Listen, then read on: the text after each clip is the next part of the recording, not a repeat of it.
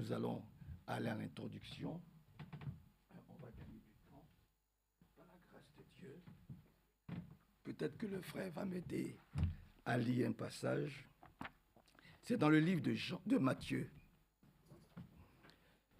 Hier, nous avons parlé des tueuses de ministère. Mais il y a aussi les tueurs d'assemblée.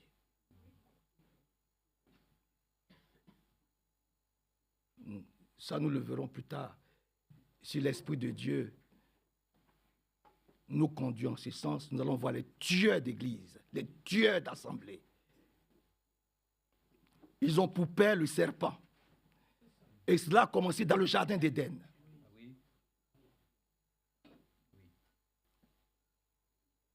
La Bible dit, au commencement, chaque soir, Dieu venait rendre visite.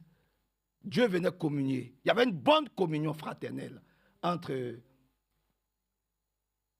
Dieu et Adam et Ève. Chaque soir, il venait communier ensemble avec eux. Malheureusement, un jour, le serpent, dont la Bible dit, c'est l'animal le plus rusé, est venu apporter un autre message.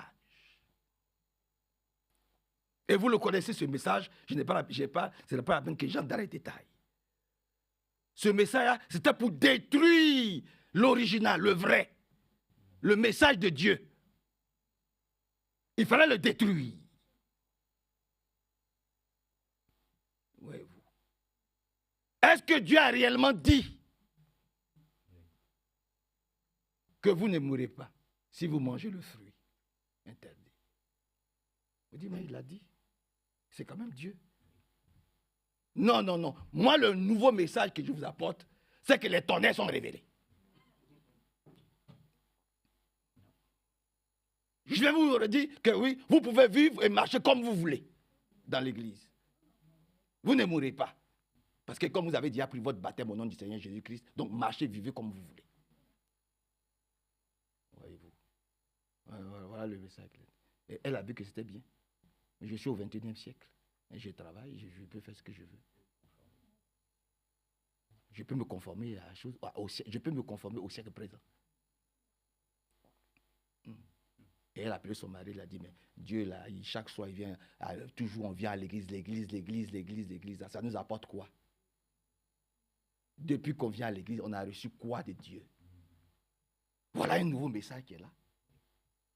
Et c'est ce message-là.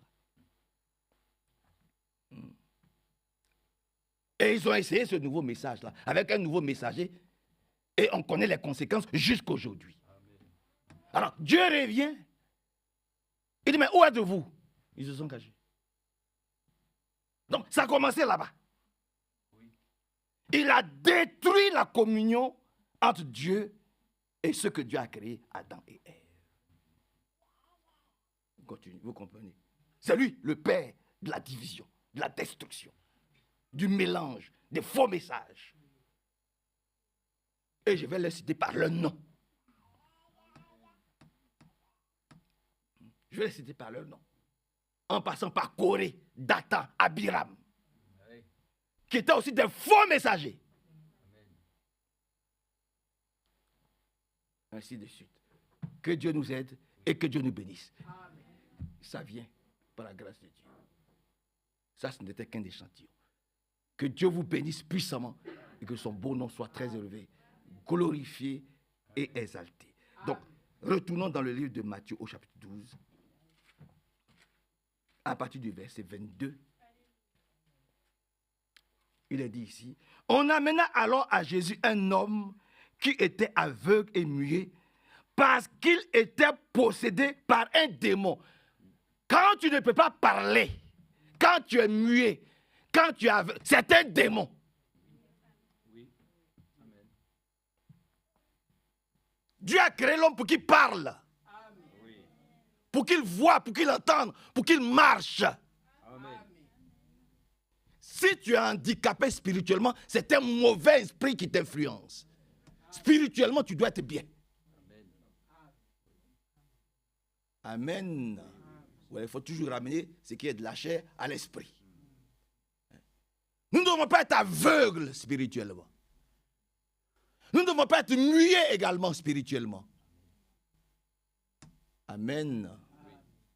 C'est un démon qui nous empêche d'écouter la parole de Dieu. Amen.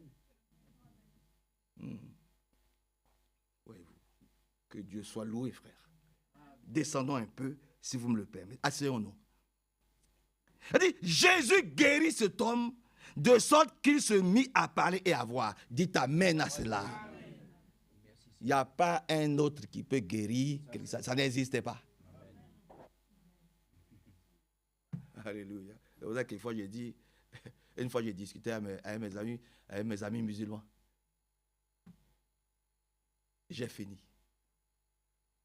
J'ai discuté avec mes amis musulmans. Et puis ils nous ont dit, frère Melassé, toi, la Bible est dépassée. Aujourd'hui, maintenant, c'est le Coran, etc. Jésus n'est pas Dieu. J'ai dit, bon, ok, d'accord, allons-y. Dans la Bible, je leur ai dit, vous croyez en Abraham? Ils me disent oui. Vous croyez dans les prophètes? Ils me disent oui. Je leur ai dit, mais il y a 40 prophètes qui disent que Jésus est Dieu. Oui. Donc, j'ai commencé comme ça. Attendez, je rétropédale. Je leur ai dit, il y a un accident qui a lieu. Il y a un accident. Sur la route, il y a un accident. Vous êtes témoin d'un accident. Et puis, il y a 41 personnes qui sont témoins. Il y a 40 personnes qui disent que la voiture verte a raison. Et puis, il y a une seule personne qui dit que la voiture rouge a raison. Entre vous, maintenant, vous êtes là. Vous dites quoi de cela? Ils disent, c'est normal, puisqu'il y a 40 témoins. Il y a 40 personnes qui disent qu'effectivement, la voiture verte a raison. Et il y a une seule personne qui dit que la voiture rouge a raison. Vous me suivez? Je dis selon vous, qui a raison? Il dit, mais c'est normal. C'est la voiture verte qui a raison. Je dis, pourquoi? Mais tu nous as dit qu'il y a 40 témoins qui disent que la voiture verte a raison. Je veux dire, il y a 40 prophètes qui disent que Jésus est Dieu. Amen. Hein, frère Joseph? Il y a au moins 40 prophètes qui disent, vous connaissez Abraham? Oui. Il y a 40 prophètes qui disent que Jésus-Christ est Dieu. Que Jésus-Christ a raison. Et puis il y a un seul prophète, votre prophète, qui dit que vous avez raison. Qui vous allez choisir?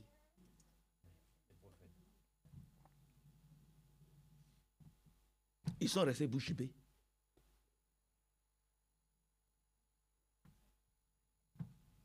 Il dit, mais frère Marcel, tu vas nous convaincre. Je dis, mais ouais, allez-y de la Bible. Allez-y de la Bible. Parce que vous dites que vous croyez aux prophètes. Mais les prophètes, ils parlent du Seigneur Jésus. Amen. Amen. Alléluia. Alléluia. Il dit, oui, mais nous croyons en Jésus. Mais pourquoi vous ne le servez pas alors, si vous croyez en Jésus? Alléluia. Continue un peu. J'ai fini. Il dit, mais il dit ici, quand les pharisiens les entendirent, ils disent, cet homme ne chasse les démons que parce que Belzébul, leur chef, lui en donne le pouvoir. Non. Belzébul veut dire, vous savez ce que Belzébul veut dire? Belzébul veut dire roi des mouches. C'est ce que Belzébul veut dire. Belzébul, ça veut dire roi des mouches. Cet homme ne chasse les démons que parce que Belzébul, leur chef, lui en donne le pouvoir. Mais Jésus connaissait leurs pensées. Il a dit, si un royaume est divisé et ses membres luttent les uns contre les autres, il finit par être détruit. C'est normal. Si les frères de l'église ne passent leur temps qu'à se battre, qu'à se chamailler, Comment voulez-vous que le Saint-Esprit demeure dans cette assemblée? Ce n'est pas possible. Vous suivez? Vous êtes avec moi. Vous êtes avec moi. C'est le Seigneur Jésus-Christ qui parle ici. Quand on l'a accusé de dépendre de Belzébul, il leur dit, si un royaume est divisé et que ses membres luttent les uns contre les autres, il finit par être détruit. Si une ville ou une famille est divisée, et je vous ai dit, nous sommes une famille. Je n'ai pas choisi mes frères. Vous m'avez choisi. Moi non plus, je ne vous ai pas choisi. Amen. C'est Dieu qui nous a choisis. Et nous aimons le choix de Dieu. Hein, frère? Je n'ai pas choisi. Je ne t'ai pas choisi, tu ne m'as pas choisi. C'est Dieu qui nous a choisis. Si nous prétendons aimer Dieu, nous allons aimer son choix.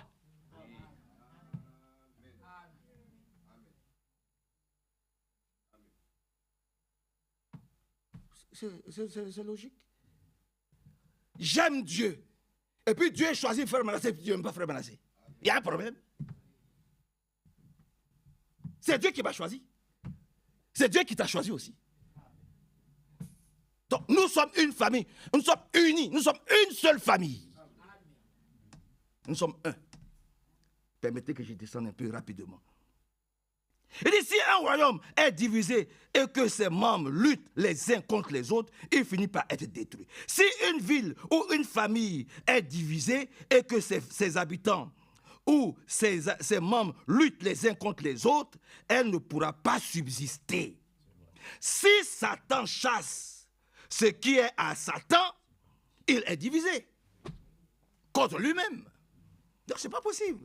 Comment donc son royaume subsistera-t-il? Vous prétendez que je chasse les démons parce que Belzébul m'en donne le pouvoir. Qui donne alors à vos parents ou à vos partisans le pouvoir de les chasser alors?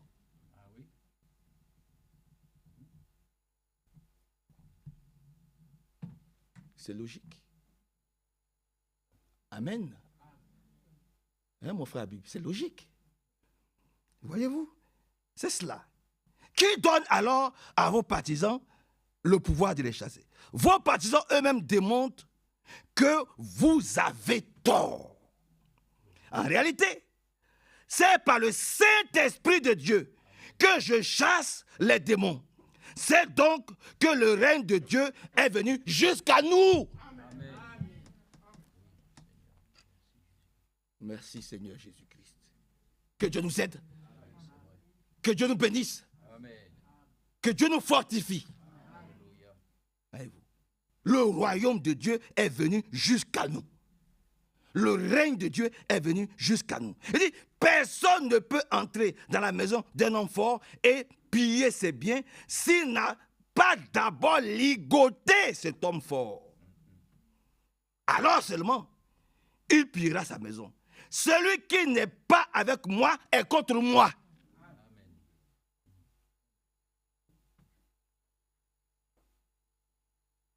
Celui qui n'est pas avec moi est contre moi. Et celui qui ne rassemble pas avec moi, mais il fait quoi? Mais il disperse. Il disperse. C'est pourquoi je vous le dis, tout péché, toute insulte faites à Dieu seront pardonnés aux êtres humains. Mais celui qui fait insulte au Saint-Esprit, à l'Esprit Saint, ne recevra pas de pardon. Celui qui dit une parole contre le Fils de l'homme sera pardonné. Mais celui qui parle contre l'Esprit Saint ne sera pardonné ni dans ce monde présent, ni dans le monde à venir. Seigneur, viens à notre secours. Pour que nous ne puissions jamais blasphémer contre le Saint-Esprit.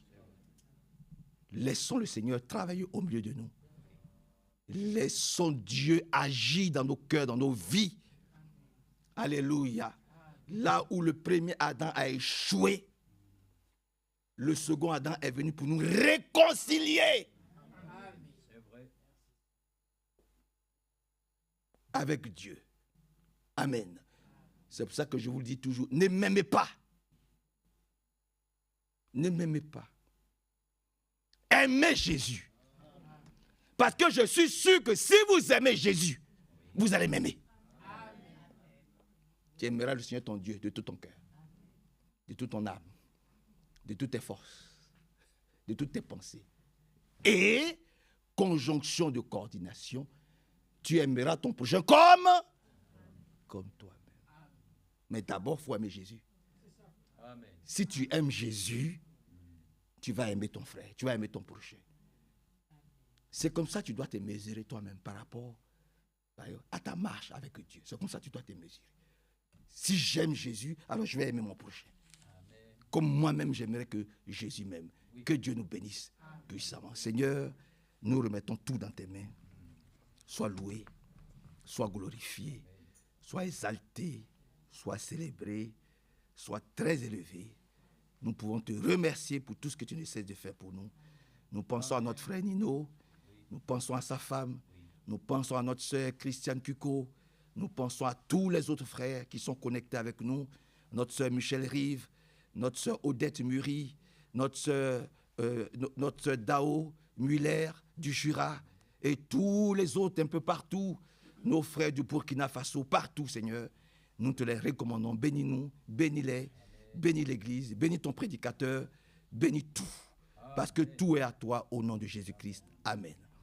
Le frère Tuina Thierry nous a salués du Burkina. Le frère Paul Condé, avec qui il travaille du Burkina, nous a salués. Le frère Paré Ousmane du Burkina nous a salués. Le frère Louti du Congo également nous a salués. Le frère André du Brésil nous a aussi bien salués. Le frère Marc de Valence nous a salués. La sœur Anna Bochot de Montpellier nous a aussi bien salués. Ils m'ont dit ils ont été puissamment bénis hier. Nous aussi. Que Dieu vous bénisse. Amen. Amen. Que le Seigneur soit remercié.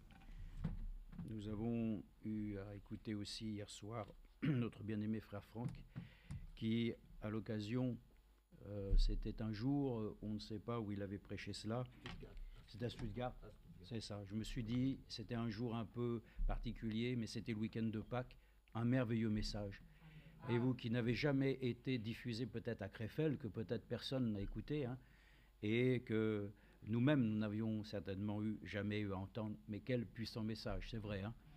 Comment est-ce que notre bien-aimé frère a pu mettre en évidence, en cette Pâques, le véritable salut qui repose sur une rédemption que le Seigneur a accomplie, et combien il nous a été parlé, oui, d'être réconciliés avec notre Dieu.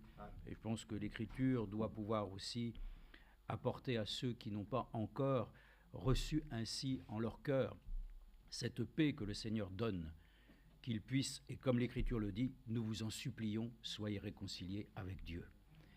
Ainsi, c'est là le message de l'Évangile, c'est que les hommes soient réconciliés avec Dieu.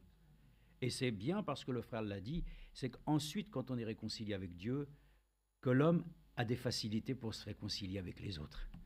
C'est alors que, évidemment, parfois, disons, dans beaucoup de familles, il y a eu des difficultés, des choses sur lesquelles les divisions ont été actées. Et puis, il suffit d'un qui est touché par la grâce de Dieu. Et puis celui-ci, il va apporter ainsi le message, ainsi du salut. Et puis des fois, des familles vont pouvoir se réconcilier. Des fois, non, ça dépend. Mais nous pouvons le dire que si il doit y avoir toujours une œuvre de grâce, il faut que ça passe par le Seigneur Jésus-Christ. Oui, parce qu'en dehors de lui, il n'y a point de salut. Donc c'est important que nous puissions le voir ainsi, de telle manière que, comme le frère l'a dit ici, le Seigneur Jésus-Christ, il s'est révélé comme étant Dieu lui-même. Et justement, aujourd'hui, j'avais pensé, vous allez voir, les choses des fois sont curieuses, il y a une pensée qui est dans votre esprit, et puis, des fois, ce n'est pas toujours évident que de pouvoir retrouver justement ce qui correspond peut-être à une prédication ou peut-être à un événement sur lequel ainsi nous avons été amenés à entendre quelque chose qui nous a en son temps touchés. Et puis, quelque chose revenait à moi dans la pensée, c'était simplement que Dieu n'est pas un homme. Bon, je dis, mais Dieu n'est pas un homme. Je dis, mais j'ai dû écouter ça quelque part une fois. Dieu n'est pas un homme. Et vous allez voir que aussi parfois il y a des choses que nous avons ici même à notre disposition, et peut-être que vous n'avez pas su qui effectivement l'a peut-être écrit, mais je vais vous le montrer après. Simplement, ce matin nous étions, et peut-être ceux qui sont venus un peu de loin, il y avait beaucoup de brouillard. Hein? Bon, alors ça fait partie des saisons, hein? Et vous savez que c'est merveilleux d'avoir un pays avec 4 saisons. Parce que vous pouvez apprécier l'hiver, après vient le printemps, après il y a l'été, puis après il y a l'automne. Et c'est vraiment merveilleux en fin de compte, 4 saisons. Hein? C'est vraiment le moyen de voir à la fois la vie, après vous voyez qu'il y a la mort, comme Frère Branham disait, et puis ensuite, comment est-ce que cette vie va dans les racines, et puis qu'un jour, Frère Branham rencontre cet homme qui était lui-même absolument opposé à la parole de Dieu, qui ne pouvait pas considérer qu'il y a un créateur, et puis se trouvant ainsi dans une partie de chasse, va voir ainsi celui avec qui il est, en lui disant, bon, demande-lui si on peut venir ainsi chasser sur ces terres. Et cet homme a regardé, il a dit, t'en es arrivé à un point où tu ne peux même pas te déplacer sans être avec ton pasteur. Et il dit, bon, ben c'est pas ça, mais c'est que c'est un chasseur et il aimerait pouvoir chasser sur les terres. Alors Frère Branham est descendu tranquillement, il s'est présenté, l'homme l'a regardé, et puis Frère Branham a commencé à lui dire simplement, mais qu'est-ce que vous avez de jolis pommiers, n'est-ce pas? Oui, ben c'est normal, c'est une race et par laquelle aussi j'y mets tout mon amour pour pouvoir ainsi vraiment les cultiver. Ah oui, qui disait, c'est bien. Mais il dit, mais il y a une petite chose que je ne comprends pas. C'est, comment ça, vous ne comprenez pas? Mais il dit, non, mais vous avez récolté vos fruits. Mais à un moment donné, je vois que ainsi la saison est avancée, les feuilles tombent. Et puis ensuite, le froid arrive, les branches sont cassantes. Donc l'arbre, il est mort. Mais comment ça? Mais l'arbre n'est absolument pas mort. Ah bon? Mais pourquoi? Mais parce que la sève est descendue dans les racines. Ah bon? Vous ne connaissez pas ça? C'est-à-dire que ça me surprend. Oui, il dit, mais alors après? Il dit, après, vous avez à nouveau au printemps la sève qui est liée simplement parce que la chaleur vient commander à la nature elle-même de remonter, de reprendre vie. Ah, voilà! Et il dit, c'est comme ça que ça marche avec Dieu. Et l'homme dit, comment ça? Mais il dit, oui, voyez-vous, et Frère Branham explique le principe même de la mort, par laquelle ainsi le Seigneur lui-même s'est donné pour nous et il est mort pour nous, afin qu'aussi à travers cette mort, nous puissions retrouver la vie. Amen. Et voilà que cet homme commence à être pris et il dit à un moment donné, oui bon, si je pouvais rencontrer cet homme qui prêche ces choses, mais il lui dit, c'est jour de grâce parce que je suis cette personne qui prêche ces choses. L'homme a été, n'est-ce pas, décontenancé. Voyez-vous, le naturel typifie le spirituel. Mais vous vous rendez compte qu'un homme peut être touché simplement par des choses aussi simples? C'est merveilleux, non? Et nous pouvons le dire. Alors, à cet instant-là, Dieu se révèle comme étant celui qui, à travers sa puissance, a pu ainsi accorder à l'homme de pouvoir être réconcilié avec lui par le moyen de la croix. La mort faisait ça, la mort expiatoire, pas la mort qui rend les gens ainsi tristes, parce que à travers la mort, selon la pensée humaine, tout est fini, mais c'est à travers la mort de Jésus-Christ, au contraire, tout commence. Voilà pourquoi même les Juifs, quand ils ont pu considérer que Jésus était mort, l'affaire était classée. Malheureusement, quand le tombeau a été déclaré vide, et qu'il a fallu qu'ils manigancent ainsi toute une histoire jusqu'à ce jour, comme il est écrit, de faire croire qu'on avait ainsi enlevé le corps de Jésus. Non, il est ressuscité le 3e jour, et nous pouvons le témoigner que par sa résurrection, il est le Fils de Dieu. Donc, nous allons voir une petite chose ce matin, simplement, Dieu n'est pas un homme. Mais chose curieuse, pourtant nous disons que lorsque le Seigneur Jésus-Christ était sur cette terre, sous cette forme corporelle, il était Dieu. Bon, alors Dieu n'est pas un homme, et pourtant, il avait la forme d'un homme. Hein? Mais il est venu, et nous allons le voir, que Dieu n'est pas un homme, ainsi pour qu'il puisse être comme nous sommes aujourd'hui. D'abord, nous allons le voir à l'origine des choses, et le frère l'a dit, au commencement, Dieu était la parole. Le Verbe. Il faut d'abord considérer ce que Dieu est, il est le Verbe. Et le Verbe exprimé, ça a été qu'ensuite, la parole est devenue ainsi manifestée, à travers ainsi ce qu'il a dit lui-même, que la lumière soit. Et la lumière fut. Donc au commencement était la parole était avec Dieu, et la parole était Dieu. Donc Dieu d'abord, premièrement, c'est la parole. Mais ce n'est pas d'abord, aussi en premier lieu, ce que nous pensons être simplement la Bible écrite. parce qu'il faut qu'on le voie aussi. D'abord, premièrement, Dieu est esprit. Amen. Donc Dieu n'est pas un homme, alors comment on va se le représenter aujourd'hui? Comment est-ce que lui-même, qui est devenu un homme parmi nous sur la terre, puisse dire qu'il n'est pas un homme, puis à la fois il l'est quand même? Donc on va essayer de voir cela, et puis on a des éléments aussi, c'est justement ce que je vous disais, la pensée me dit, Dieu n'est pas un homme. Et ben voilà, à un moment donné, tiens, je vais essayer de retrouver la prédication, ou le traité, la brochure, ou le livre que frère Franck a écrit. Bon, mais je n'ai jamais trouvé. Et je me suis dit, mais je ne comprends pas, parce que j'ai quand même suffisamment d'éléments pour pouvoir ainsi, dans la bibliothèque, le trouver. Non, mais en fait, j'ai pensé à ça, j'ai dit, mais non, ça, c'est pas frère Franck. Non, mais c'est des frères Barillier. J'espère que nous pourrons quand même aussi lire ce que nous distribuons ici, parce que j'ai vu ce petit traité qui est là-bas. Vous savez, il y en a 3 là-bas. Hein? De quel baptême vous avez été baptisé? Quand Dieu devint un homme, c'est aussi là-bas. Et puis, ce petit traité, ainsi que nous avons aussi à notre disposition, c'est des frères Barillier qui l'avaient écrit. Alors bien sûr, il y a des années en arrière. Mais vous savez, j'ai toujours aussi apprécié, dans les temps anciens, parce que ça date déjà de plusieurs années, où frère Barillier, c'était un prédicateur.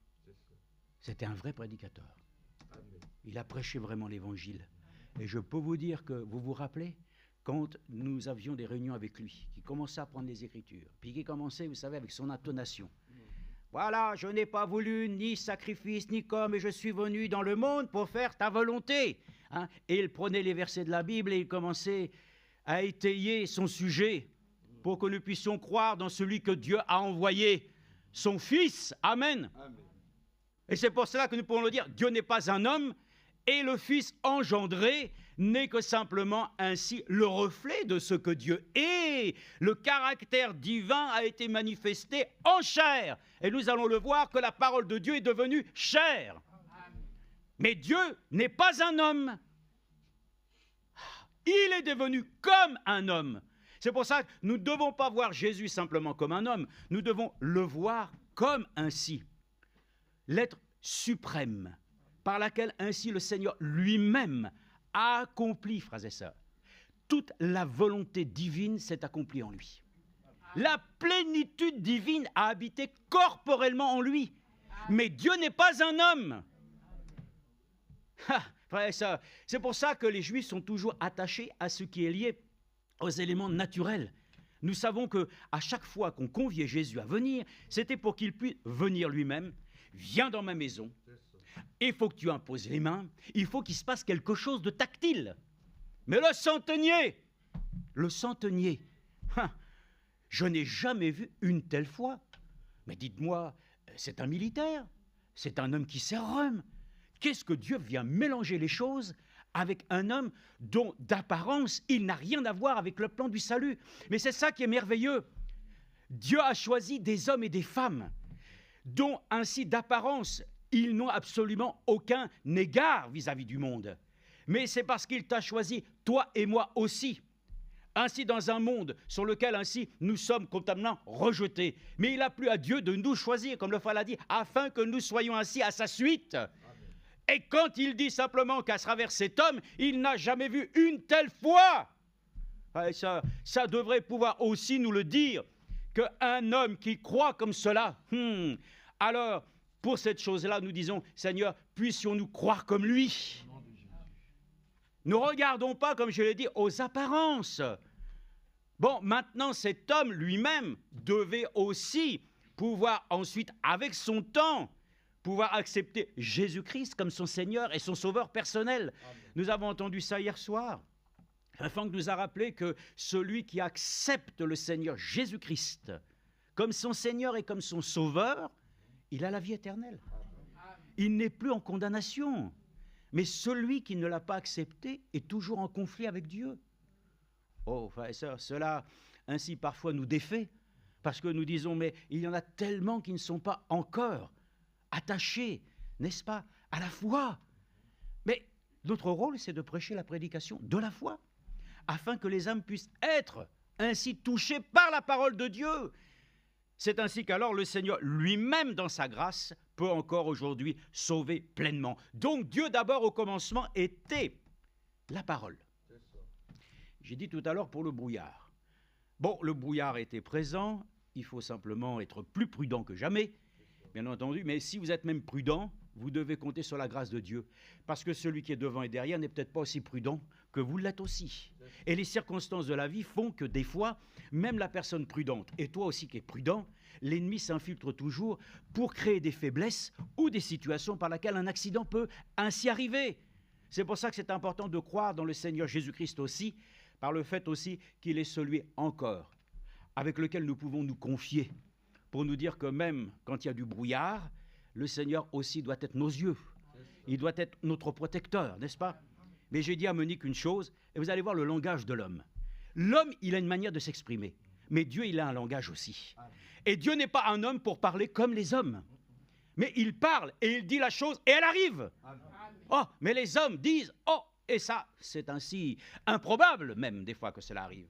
Mais il est dit que l'homme doit se nourrir de toute parole qui sort de la bouche de Dieu, parce que toute parole qui sort de la bouche d'un homme est mensonge. Oh, donc Dieu lui-même se révèle ainsi comme une autorité. Et moi, j'ai dit à Monique, oui, mais tu vois, le brouillard est là, mais le soleil n'est pas loin.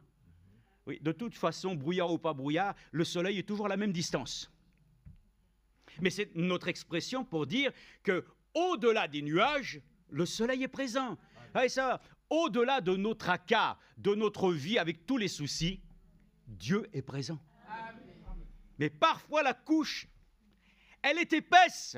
Comme on dit familièrement, c'est un brouillard à couper au couteau. Donc c'est épais quand même.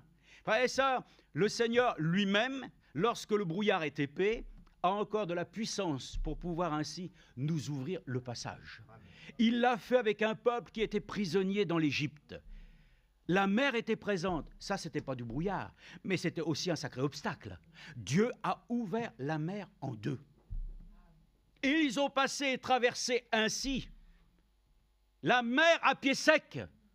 Vous pourriez dire alors, pour donner un petit peu de piquant, oui, mais quand ils ont traversé, ils ont eu des difficultés. Les roues devaient ainsi certainement s'enliser dans la boue et tout ça. Non! La Bible dit à pied sec. Et si c'est à pied sec, c'est à pied sec. Donc n'allons pas créer nous-mêmes ainsi un scénario qui n'existe pas. Le Seigneur l'a dit lui-même, si réellement tu te confies en lui, que tu crois de tout ton cœur, des fleuves d'eau vive couleront. Amen. C'est pas, là, il n'y a pas de sécheresse. Là, c'est l'abondance.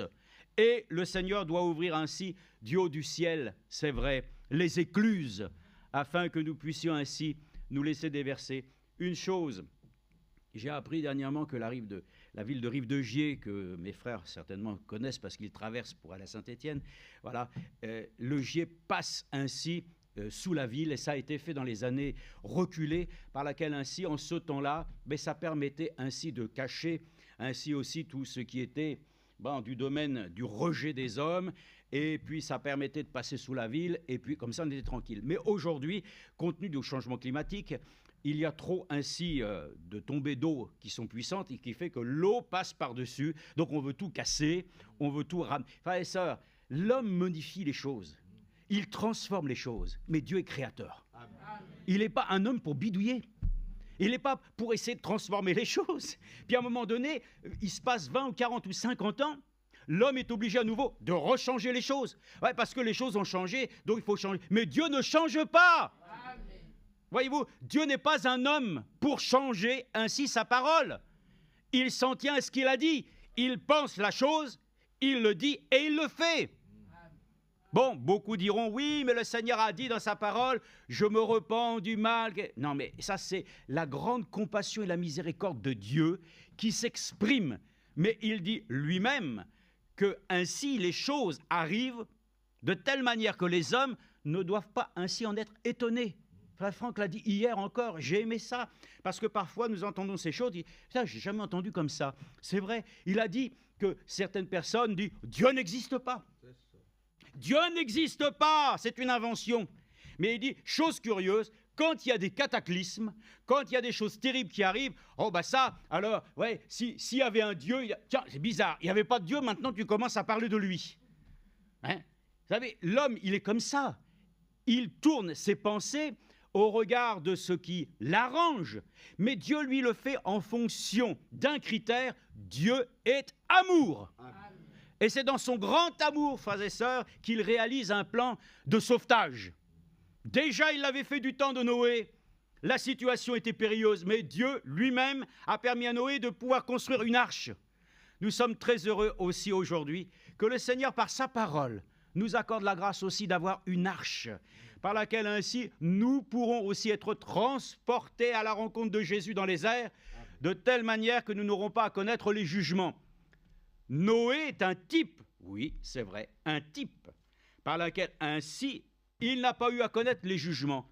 Mais, frères et sœurs, nous avons un privilège, c'est que nous allons ainsi quitter ces lieux terrestres en étant admis dans la présence de Dieu par le changement de nos corps et par l'enlèvement. Voyez-vous, donc Noé est un type, mais pour nous, le type, c'est que nous puissions partir, que nous ne passions pas simplement ainsi à travers la grande tribulation, que Dieu nous garderait. Non, il a dit qu'il allait nous en préserver, parce que l'Église épouse ne passera pas par la grande tribulation. Il faut être rassuré sur ça. Vous entendez les événements, les choses se préparent, les choses sont clairement identifiées, les États politiques, tout est en train de mettre les choses clairement en place. Vous voyez bien comment les choses sont vis-à-vis de l'Europe, comment les choses sont en train de mûrir. Laissons Dieu agir. Et vous allez voir, ça peut arriver très, très, très rapidement. D'ailleurs, ça va de jour en jour très rapidement. Mais bon, nous sommes conscients de ces choses. Nous ne voulons pas simplement nous convaincre ce matin par les événements qui se produisent dans le monde. Nous sommes convaincus par l'écoute de la parole de Dieu. La foi vient de ce que nous entendons de la parole de Dieu. Donc nous sommes particulièrement reconnaissants que justement le Seigneur lui-même, dans sa grâce, nous donne ainsi de conduire les choses de cette manière. Première chose, je vais vous lire là, je vous ai dit, c'était, et vous allez voir comment c'était frère Barillier qui avait écrit ceci, et nous pouvons le dire simplement qu'aujourd'hui encore, nous pouvons le lire de cette manière. On ne va pas tout lire, mais j'ai simplement quelque chose que j'ai aussi lu dans... Vous savez, je suis abonné, c'est normal, je suis abonné à un éditorial, enfin c'est un magazine, ça s'appelle La Vie du Rail, vous avez compris. Qu'évidemment, en tant qu'ancien cheminot, j'écoute un peu les informations de ce qui se fait, j'aime bien ça, le côté technique, voilà. Mais figurez-vous que dans ce même journal, à un moment donné, comme Dieu parle tantôt d'une manière, tantôt d'une autre, qu'en regardant dans les éléments ainsi de la qu'ils appellent culture et tout ça, j'ai trouvé un article qui est intéressant. Et pour cela même, nous l'allons lire ici. Regardez, personne, il est dit, un jour dans une petite ville, un bébé naquit ainsi sur un lieu rustique et obscur. Sa venue ne fut pas annoncée au monde, sa mère n'était pas connue, ne trouvant pas de place à l'hôtellerie bondée. Bien. Personne ne soupçonna quoi que ce soit qui sortit de l'ordinaire, mais à la naissance de ce petit enfant, toutes les cloches du ciel se mirent à carillonner. Une nouvelle étoile brillante apparut au firmament. Un ange alla en hâte vers un groupe de bergers leur annoncer l'heureuse nouvelle qui était le sujet d'une grande joie, tandis que la lumière éclatante du ciel enveloppait les bergers étonnés, dissipant l'obscurité de la nuit. Soudain, il se joignit à l'ange une multitude d'êtres célestes chantant un cantique joyeux. Gloire à Dieu dans les lieux très hauts, et paix sur la terre parmi les hommes qui l'agréent. Amen. Amen. Ça, c'est biblique, c'est exactement ce qui s'est passé ainsi, tel que la parole de Dieu nous le relate. Mais il dit, après le départ des anges, les bergers se hâtèrent vers Bethléem pour voir le nouveau-né. De l'Orient, des mages vinrent lui apporter des riches présents. Bientôt, tout Jérusalem fut en émoi. Même le roi fut troublé. La naissance de l'humble enfant avait été remuée et avait remué les cieux et la terre. Qui pouvait-il être? Pourquoi tout ce bruit autour de cette naissance? C'était un mystère, un grand mystère, mais le nouveau-né n'était autre que le Dieu Tout-Puissant. Amen. Amen. Donc Dieu devient un homme. Dieu devint un homme pour ainsi identifier sa création et que lui vienne prendre place. J'ai aimé comment Frère Franck l'a dit aussi. Il fallait qu'il vienne dans la chair afin qu'il connaisse toutes ainsi nos tribulations de la vie. Qu'il connaisse que ce qu'il a créé, il puisse se rendre compte lui-même dans quel état l'humanité se trouvait. Ce Dieu-là qui n'avait pas besoin de s'abaisser, ce Dieu-là qui est le créateur des cieux et de la terre, a décidé lui-même de venir ainsi habiter en chair pour se rendre compte de la situation lui-même. et de se dire, moi-même, je vais porter ainsi la responsabilité, parce que Dieu est le Dieu créateur. L'homme ne crée rien. J'ai entendu une dame au magasin qui disait, alors, vous savez, j'écoute ça, moi, des fois, je réponds pas. Mais oui, voilà. Puis à un moment donné, la dame dit, vous savez, oui, vous avez raison, monsieur, vous savez, rien ne se crée, rien ne se... Mais tout se transforme. C'est la pensée de l'homme. Dieu dit qu'il est créateur. L'homme ne peut pas créer. Le diable ne peut pas créer. Il est un imitateur. Beaucoup pensent que le diable peut créer. Il n'y a que Dieu qui est créateur. Aucun homme ne peut faire ce qu'il fait. Le frère l'a dit tout à l'heure. Il est le seul qui peut te guérir de manière surnaturelle. Et même si tu dis, le médecin est intervenu pour faire un travail profond, Frère Balaam nous a dit, oui, mais quel est celui qui peut faire repousser les chairs naturellement? Quel est celui qui démultiplie à nouveau les cellules de la vie? C'est Dieu lui-même. L'homme ne peut rien faire dans ce domaine. Il peut te donner une transfusion de sang pour essayer de te donner un petit peu plus, c'est vrai, ainsi de fer et d'éléments qui te manquent. Mais le Dieu puissant qui régénère, c'est le Dieu créateur. Donc cet enfant qui est né ici, ah oui, c'était le petit enfant, hein, et les mages sont venus pour l'adorer. Vous savez que Dieu lui-même, il ne peut pas être comme un homme. Mais les hommes aiment recevoir les honneurs. L'homme aime à recevoir la gloire. Mais le seul qui peut recevoir la gloire, c'est Dieu. Et Dieu n'est pas un homme pour être glorifié comme les hommes le font, ou comme les hommes aiment faire, de telle manière que c'est une vanité, comme a dit l'Ecclésiaste. C'est inutile de le faire. Pourquoi? Parce que ça passe, mais la parole de Dieu demeure éternellement. Amen. Nous louons et nous adorons Dieu parce qu'il est le Dieu éternel. Amen. Mais il est venu lui-même habiter temporairement dans un corps de chair. Alors oui, il était, et vous allez le voir, c'est très important, que toutes les Écritures vont nous le montrer, qu'il a pris la forme d'un serviteur. Il a exprimé des choses dans la chair, mais c'est vrai que quand ainsi ce Jésus pleura, il était un homme. Ah oui, il a pleuré. Hein. Frère Balaam dit qu'il avait des maux de tête. Il dit que lui-même a souffert. Il n'avait pas d'endroit pour poser sa tête. Il a eu à supporter ainsi à la croix, ainsi que tous les démons et toutes ces choses viennent sur lui, afin que nous puissions nous-mêmes être déchargés de notre péché. Il a accepté ça volontairement. L'Écriture le dit qu'il a accepté volontairement de mourir jusqu'à la mort de la croix. Mais les enfants de Dieu doivent faire pareil. Nous devons pouvoir ainsi considérer cette chose. Et le Seigneur lui-même dans son grand amour. Il était un homme quand il pleurait, mais quand il a ressuscité Lazare, ça c'est bien.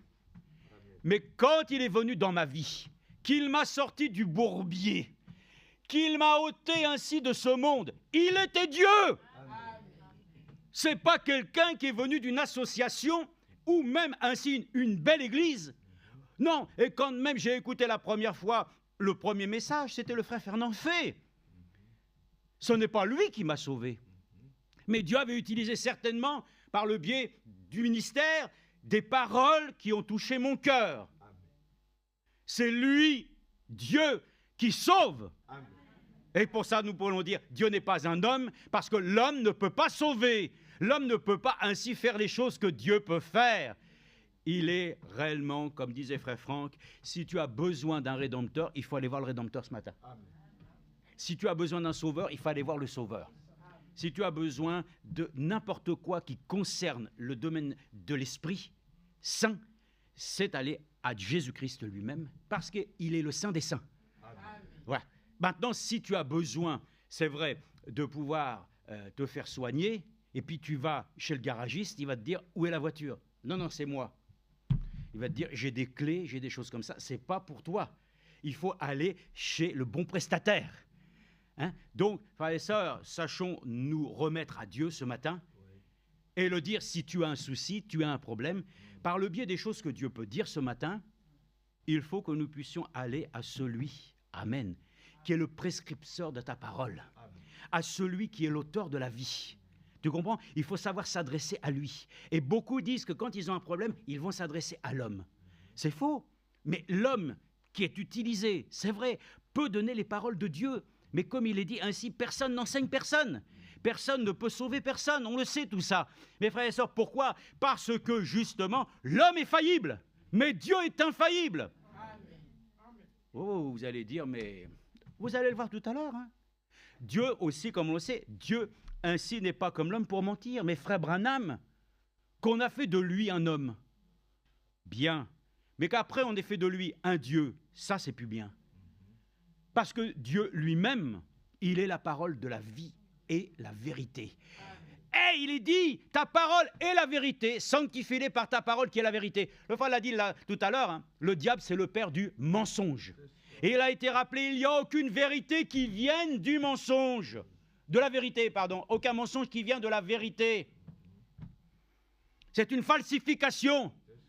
Ce qui est du malin est du malin. Ce qui est des ténèbres est des ténèbres. La lumière, c'est la lumière. Elle est claire. Et il est dit, lorsque les ténèbres se tiennent, c'est sombre, c'est noir. Quand la lumière vient, les ténèbres fuient. Quand la parole de Dieu vient, elle fait fuir, frères et sœurs, toutes les conceptions et les pensées des hommes.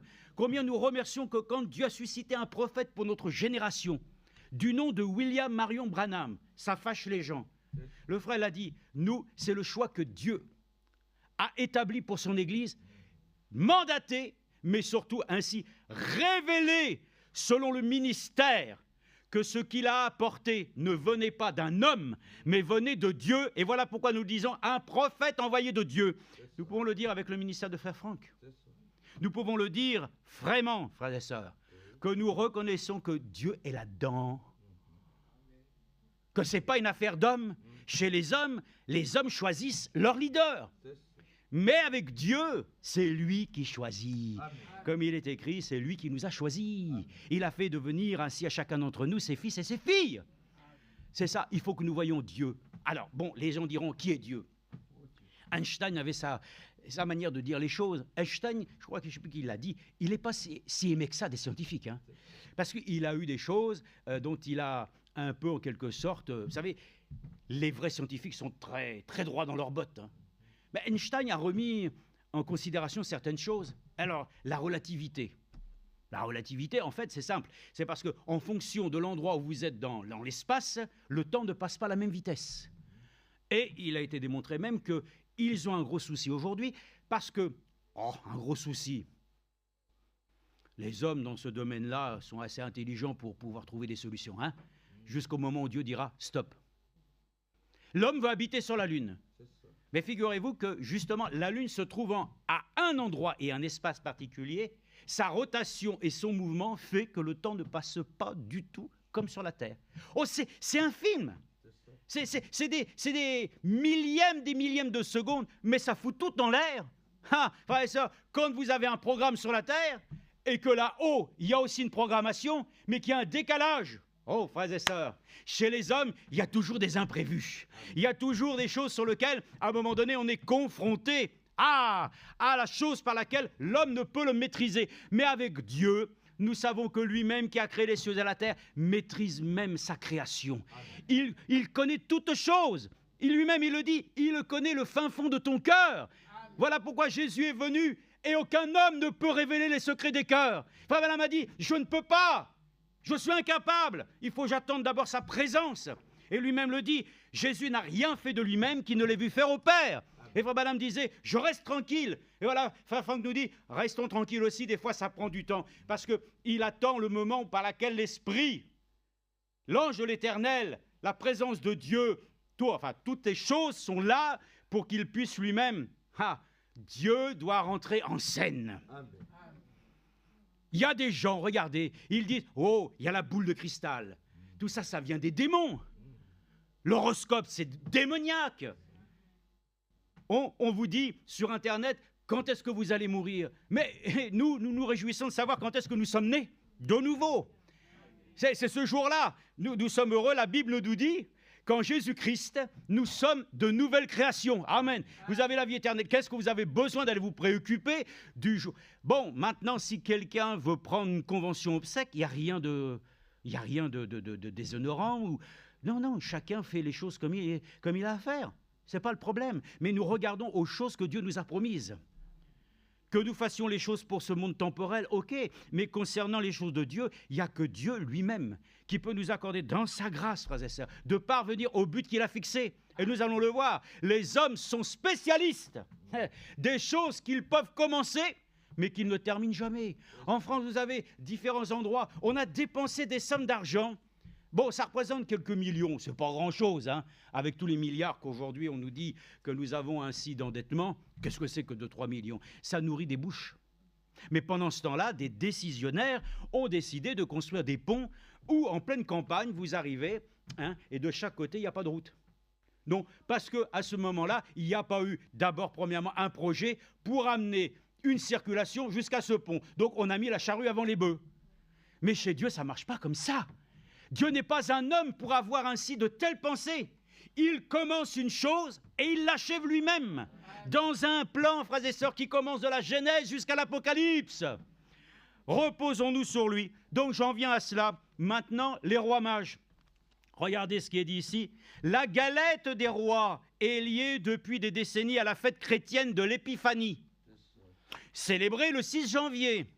C'est l'occasion de tirer les rois, celui ou celle qui trouve la fève étant désigné roi ou reine, mais comme beaucoup de fêtes religieuses, la galette des rois découle à l'origine d'un rite païen, dans un magazine qui n'a rien à voir avec la foi. Alors je me dis merci Seigneur que même ainsi des hommes qui écrivent les choses peuvent ainsi trouver l'origine. Amen. Oui, bon, voilà. Donc c'est païen. Dieu n'est pas comme un homme pour être un païen, n'est-ce pas? Dieu est Dieu. Amen. Je lis simplement la chose où il est dit « Ce n'est que plus tard qu'elle devint une tradition culinaire. Le jour d'arrivée des rois mages, les premières traces remontent à l'Antiquité romaine. Tiens donc, les Romains utilisaient des fèves blanches ou noires durant les Saturnales de début janvier pour élire l'esclave roi du jour. Sous l'Ancien Régime, la galette, plus communément appelée gâteau des rois, tombait en pleine période des redevances féodales. Il était d'usage d'en offrir une à son seigneur. Oh, nous allons offrir, n'est-ce pas, à notre Seigneur des Seigneurs. Les hommes aiment servir d'autres hommes. Mais Dieu a dit lui-même, Dieu veut dire sujet d'adoration. Et c'est lui que nous devons adorer en esprit et en vérité. Il était d'usage d'offrir une à son Seigneur. Au moment de la Révolution française, on tente de la supprimer. Et vous savez tous, c'est ce qui s'est passé, Révolution française. Les têtes sont tombées. Hein? La royauté devait laisser place, ainsi à ce que nous appelons aujourd'hui la République.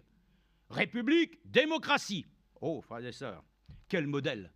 C'est à celui qui va mentir le plus. Que chacun exprime ses pensées et ses voix. Hein? Mais avec Dieu, il exprime une pensée qui se révèle pour les hommes bénéfique. Chez les hommes, c'est toujours une situation qui fait qu'après un certain temps, il faut toujours passer à un autre qui lui-même n'a jamais plus de succès. Jusqu'au point même où nous avons un président de la République par laquelle nous ne sommes pas amenés à pouvoir le haïr. Nous ne sommes pas appelés à même pouvoir ainsi discuter ainsi son bilan, ainsi de son septennat ou de son, enfin des 5 ans, avant c'était septennat. Non, nous sommes là pour prier pour les autorités. Et voilà, nous ne sommes pas ainsi touchés par la politique, ce n'est pas notre but, mais il est dit ici, alors cela, ainsi, on a essayé de le supprimer, mais malheureusement cette tentative s'est soldée par un échec. Mais ce n'est qu'en 1801 que le Concordat fixe la date de l'épiphanie du 6 janvier. La tradition de la galette s'installe ainsi durablement en France. Hein? Peut-être qu'on en mange de la galette, hein? Il n'y a pas de problème. Hein? Mais moi, si je mange de la galette comme ça, je la mange comme un gâteau. Mais je le dédie en rien, bien entendu, à des cérémonies, à des choses qui n'ont rien à voir. Alors, je ne vais pas vous le dire, mais enfin, même dans le Nord, il y a des choses comme ceci. Il y a même des brioches, des formes rondes. Alors, pourquoi une forme ronde? Parce que sa forme ronde représente le soleil, symbole du retour de la lumière après des longs mois d'hiver. Oh, frères et sœurs, toutes ces choses, voilà, nous montrent aussi que nous avons reçu un petit message de ma belle-sœur qui nous a dit « Nous avons assisté à la messe en avance du dimanche et nous avons donc ainsi prié pour vous. » Oh ben voilà, attendez, moi j'en suis... Eh oui, les catholiques prient pour nous. Ben écoutez, merci Seigneur. Amen. Évidemment, comme je dis, il y a longtemps qu'on a prié aussi pour eux. La chose, c'est de savoir qu'est-ce que nous demandons au Seigneur. En fait, donc la démarche qui est aujourd'hui, qui est confirmée, puisque nous l'avons déjà entendue, voilà, c'est qu'il faut que l'Église catholique se rapproche de toutes les confessions religieuses dites chrétiennes. Donc ce qui est important, c'est qu'aujourd'hui, ainsi, nous puissions ainsi, ensemble, nous laisser aller à cette fraternité. Mais Dieu lui-même n'est pas un homme pour créer une fraternité où les hommes simplement s'unissent sous une tête qui n'est pas celle que Dieu nous a donnée, Jésus-Christ. Dieu souhaite qu'il soit lui-même, celui qui trône sur la vie des êtres humains, mais qu'ils doivent se plier ainsi à sa précieuse et sainte parole. Frères et sœurs, encore une fois, Dieu n'est pas un Dieu pour réunir simplement les gens, pour qu'ils puissent être dans une confession. Ils doivent être soumis à son autorité. Voilà pourquoi Jésus-Christ est l'autorité de l'Église. Et je le dis ainsi, Dieu n'est pas un homme, mais lorsqu'il est venu sur cette terre, alors il était Dieu qui établissait son autorité, frères et sœurs, sur l'Église de la Nouvelle Alliance. Donc aujourd'hui, frères et sœurs, comme nous l'avons entendu, avant, Dieu était au-dessus des hommes. Ensuite, il est venu parmi eux. Puis maintenant, il est en nous. Amen. Par la forme ainsi du Saint-Esprit.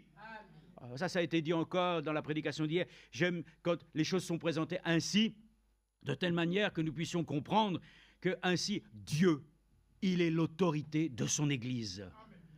Et Dieu n'est pas un homme pour pouvoir fixer ainsi qu'il y ait quelqu'un qui soit lui-même son vicaire. Vous avez un vicaire, vous ? Vous avez quelqu'un qui représente Dieu sur la terre? Non. Mais pour autant, Dieu avait choisi des hommes. Et ils ont été leurs représentants. Comme il est écrit pour nous, nous sommes des ambassadeurs du royaume des cieux. Mais voyez-vous, le Seigneur n'a jamais voulu qu'ainsi, sur la terre, voilà, qu'il y ait des hommes qui le remplacent. Mais pourtant, aujourd'hui, chacun le dit. Le pape même, lui-même, il ne peut pas se tromper. Mais pour autant, il confesse qu'il y a eu beaucoup d'erreurs. Mais ça aussi, c'est ce que nous disons. Aussi, nous-mêmes, nous confessons que nous faisons beaucoup d'erreurs. Mais nous nous soumettons à Dieu. Mais l'homme se met toujours sous l'autorité d'un autre homme. Et c'est ça qui crée malheureusement souvent ainsi la défaite. Nous nous plaçons ainsi sous une seule tête et nous sommes heureux d'appartenir au Seigneur et d'avoir dans notre cœur la pensée que lui seul doit être ainsi loué et adoré. Alors lisons ensemble maintenant, puisque nous croyons que réellement le Seigneur lui-même est venu habiter en chair, lisons comment les choses sont. Dieu donc n'est pas un homme, et pourtant il s'est révélé comme étant celui qui est vécu parmi nous comme un homme. Lisons maintenant dans, oui, on va peut-être voir ça, Philippiens chapitre 2. En commençant par Philippiens, une écriture, Philippiens chapitre 2, versets 5 à 11. Philippiens 2, 5 à 11, il est écrit: ayez en vous la pensée qui était en Christ Jésus. Amen. Lui dont la condition était celle de Dieu, il n'a pas estimé comme une proie à arracher d'égal avec Dieu. Bon, ça c'est la version seconde. J'en ai trouvé une autre pour que nous puissions comprendre. Parce que je ne suis pas sûr que nous comprenons forcément la phrase. Mais il est dit qu'il ne profita pas de l'égalité avec Dieu pour faire ce qu'il voulait. Ah, c'est pour ça qu'alors vous pouvez voir comment il est écrit que Jésus-Christ lui-même, il a appris l'obéissance.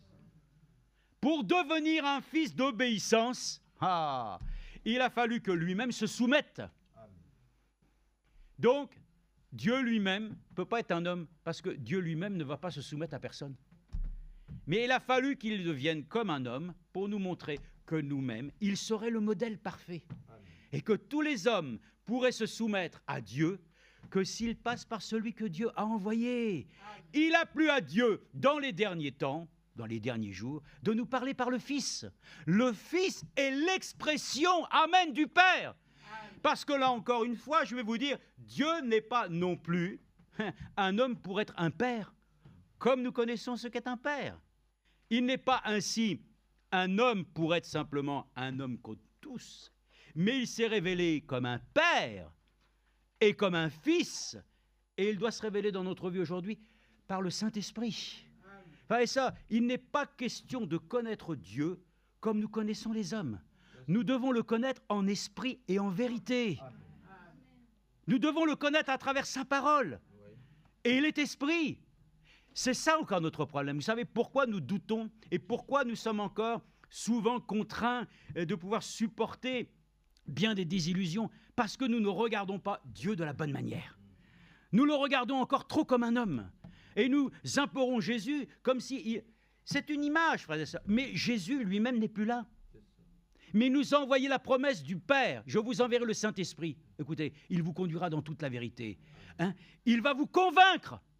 C'est ça qui doit être important. Nous chérissons, comme disait Paul, l'esprit de vérité. Il faut chérir l'esprit. Bon, le Seigneur Jésus, ainsi, bientôt nous allons le voir. Mes frères et sœurs, quand nous allons pouvoir ainsi pleinement être avec lui, nos corps auront été changés. Nous serons ainsi transportés, frères et sœurs, dans cette félicité où il n'y aura plus ainsi, comme il est écrit, la mort agissante. La mort qui aujourd'hui peut frapper encore.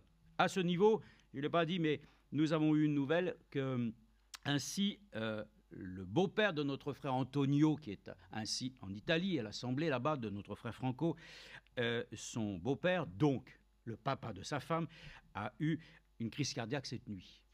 Donc, ils ont dit qu'il priait. Donc, que le Seigneur soit remercié. J'ai dit, la prière du juste est une grande efficace. Et je me suis dit en même ce matin, certainement, que nous attendrons que le Seigneur a su poser sa main aussi sur notre frère. Ben, il faut lui faire confiance. Pourquoi? Parce qu'il est Dieu. Ce n'est pas parce que nous avons prié. Ah, on a prié, donc c'est... Oui, mais pourquoi? Nous avons prié qui?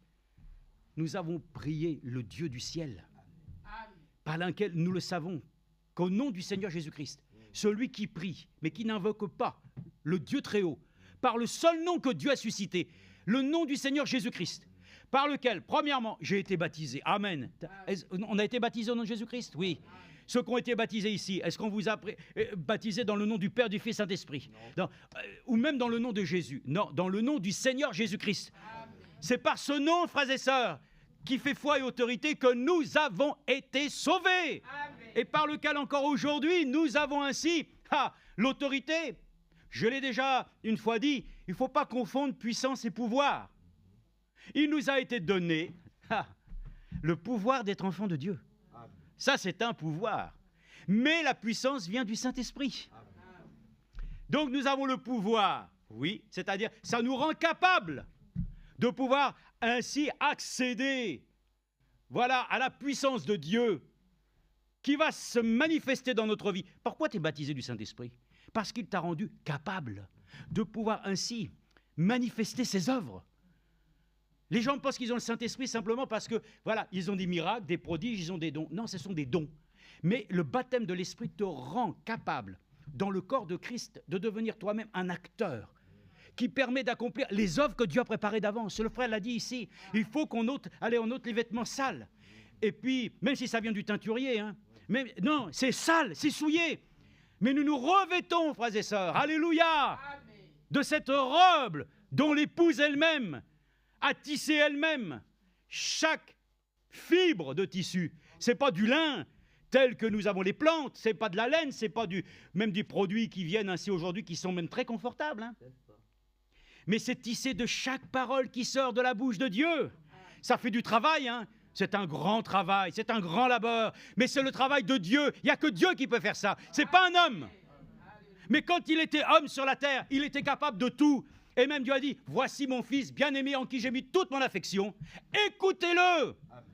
Il était le modèle, il était l'étalon, il était le seul qui pouvait ainsi triompher de toute adversité, capable de supporter l'ignominie, de supporter ainsi tout ce que nous savons qu'il a supporté pour nous. Ça, c'est Dieu. Un homme ne peut pas faire ça. Donc, regardons le Seigneur Jésus-Christ comme étant la manifestation. Il y a tellement, je vais dire d'abord, premièrement, on lit ça, il est dit, lui, dans la condition de Dieu, il n'a pas estimé qu'une proie arrachée d'être égal avec Dieu, mais il s'est dépouillé. Lui-même en prenant, écoutez bien, en prenant la condition d'esclave, il est devenu, et il s'est fait comme un homme. Voilà, vous allez comprendre pourquoi aujourd'hui même, que dans l'Écriture, le Seigneur n'a jamais dit, même à ses serviteurs, à ceux qu'il a établis dans la Nouvelle Alliance, dans les 5 ministères. Il dit dans Éphésiens chapitre 4, il a établi les uns comme. Comme. C'est pour ça que nous le disons, il est le bon berger. Il n'y a aucun homme qui peut prétendre que lui-même, il est un berger au sens même de celui qui est notre berger. Mais ils ont été établis comme, c'est-à-dire à sa ressemblance. Et ça, nous sommes à la ressemblance, comme il a dit, voilà, Dieu a créé l'homme à sa ressemblance. Oh, et puis ensuite, quand le Seigneur vient, qu'il te change, que ta nature est complètement transformée, nous devenons comme lui. Et ainsi, quand nous aurons revêtu nos corps, tel qu'il est, tels nous serons. Cette œuvre est glorieuse. C'est ça. Maintenant, je vais vous le dire. Dieu est un homme, non. Mais il s'est fait homme, très bien. Et comment aujourd'hui est-il encore dans ce monde que nous vivons? Mais il est en toi. Ne savez-vous pas que vous êtes de petits dieux? Que vous êtes de petits oins? Celui qui est en nous, c'est Dieu. Dieu s'est fait une habitation. Il voulait d'abord habiter, voilà, dans un temple. Premièrement, ça a commencé déjà dans le temps où ils n'avaient pas les capacités. C'est comme les églises commencent, généralement, ça commence modestement. Hein? Puis après, ça grandit. Bon, à l'époque, c'était un tabernacle. On prenait une tente, on déplaçait tout. Dieu disait, vous allez là-bas, vous arrêtez, vous repartez, voilà. À la fin, il devait y en avoir qui disaient, moi, je commence à en avoir marre, moi. Monter les piquets, défaire les piquets, c'est toujours la même chose. Hein. Mais ceux qui se consacrent à Dieu sont toujours joyeux de servir le Seigneur, même quand ça semble répétitif. Même quand on sait qu'il faut venir tous les mercredis, ce n'est pas une question de répétitif. C'est une question de pouvoir être heureux de faire ce que le Seigneur souhaite. Et s'il veut, même ainsi que pour toi, ainsi au fil du temps, que les choses deviennent ainsi de manière par laquelle ça te semble un peu longué. Mais le Seigneur lui-même, tant qu'il n'aura pas ainsi accompli parfaitement son œuvre, et qu'il aura acquis ainsi en toi la certitude que pour toi cette chose-là maintenant est ton absolu, il continuera. Il est souverain. Dieu fait ce qu'il veut. Mais dans un contexte sur lequel c'est toujours favorable, parce que Dieu lui-même a des pensées de paix. Nous allons le voir concernant la paix. Dieu n'est pas un homme pour faire les choses comme les hommes font. Jésus dit, je crois que c'est dans Jean chapitre 14, oui, je crois que c'est dans celui-ci. Oui, Jean 14, 27, on peut même le lire tout de suite. Regardez ce qui est dit. Oui, ça, il n'y a que Dieu qui peut le faire comme ça. Mais lisons-le maintenant. Bon, comme ça c'est fait. On n'aura pas besoin d'y revenir. Quoique, à la parole de Dieu, on y revient tous les jours. Hein? On ne peut pas dire, aujourd'hui, j'ai lu, c'est bon, ça me suffit. J'ai lu la brochure de Frère Branham, et puis c'est terminé.